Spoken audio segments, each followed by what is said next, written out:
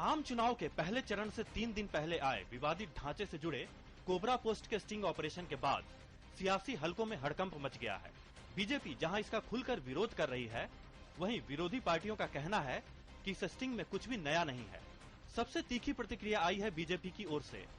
Party ने चुनाव के दौरान इस स्टिंग के प्रसारण को कांग्रेस की साजिश बताते हुए आशंका जाहिर की है कि इससे चुनावी माहौल में जहर घुल सकता है।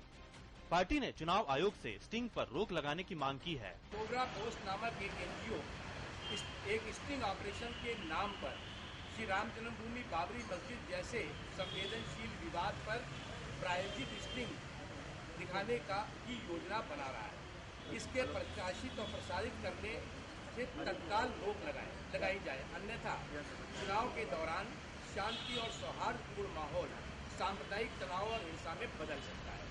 जिन लोगों के नाम स्टिंग ऑपरेशन में आए हैं, उनमें से ज्यादातर ने इसे कांग्रेस की साजिश बताते हुए साफ कहा है कि इसमें कुछ भी नया नहीं है।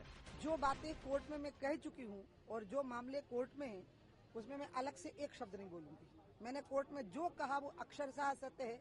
आप लिब्रान कमीशन में मेरी पूरी स्टेटमेंट को देख लीजिए और स्वयं लिब्रान कमीशन ने भी मेरे स्टेटमेंट को चैलेंज नहीं किया, उसको अक्षरशः सत्य उन्होंने स्वीकार किया। हम लोगों के सीबीआई में बयान हो चुके हैं, अदालत के अंदर मुकदमा चल रहा है और ये ऐसे समय पर कांग्रेस ने सारा खेला किया है। आपस में लोगों के लड़ाने का जो षड्यंत्र कोबरा पोस्ट ने किया है, जहर उगला है, विष उगला है, वो गलत है। संघ ने भी आरोपों को झूठ बताते हुए कहा है कि एक षड्यंत्र के तहत इस प्रकार की हरकतें की जा रही हैं।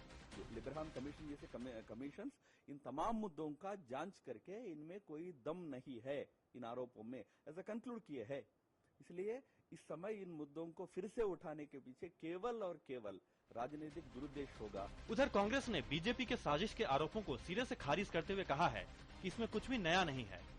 पार्टी ने कोबरा पोस्ट की विश्वसनीयता पर ही सवाल खड़े किए हैं। जो चीज सारा देश जानता है, अब कोबरा पोस्ट के बताने से कौन सा महत्व हो गया उसका? कौन लोग हैं जो इस देश को सांप्रदायिकता के आधार पर बांटने पर आमादा है? बाकी राजनीतिक दलों ने इस मामले में कांग्रेस और बीजेपी दोनों पर उंगली उठाई है। थोड़ा भाजपा ने उकसाया कांग्रेस पार्टी ने, इसलिए बाबरी डिमोलिशन के लिए कांग्रेस और भाजपा दोनों बराबर की जिम्मेदार। जब सारे सेकुलर फोर्सेज इस बात के लिए तैयार है कि सांप्रदायिक ताकतों को संभाल के, तो उसमें केंद्र सरकार को एक्शन लिया। अगर नहीं एक्शन लेगी केंद्र सरकार, तो इसका मतलब है कि उनमें कहीं न कहीं नरमी भाजपा के प्रति।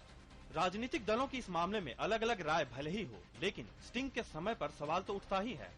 वैसे भी ये मामला अदालत में विचाराधीन है और कोर्ट को ही आरोपियों पर फैसला लेना है।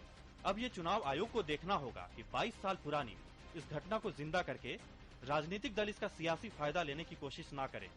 सुधाकर दास के साथ ब्यूरो रिपोर्ट, डीडी न्यूज।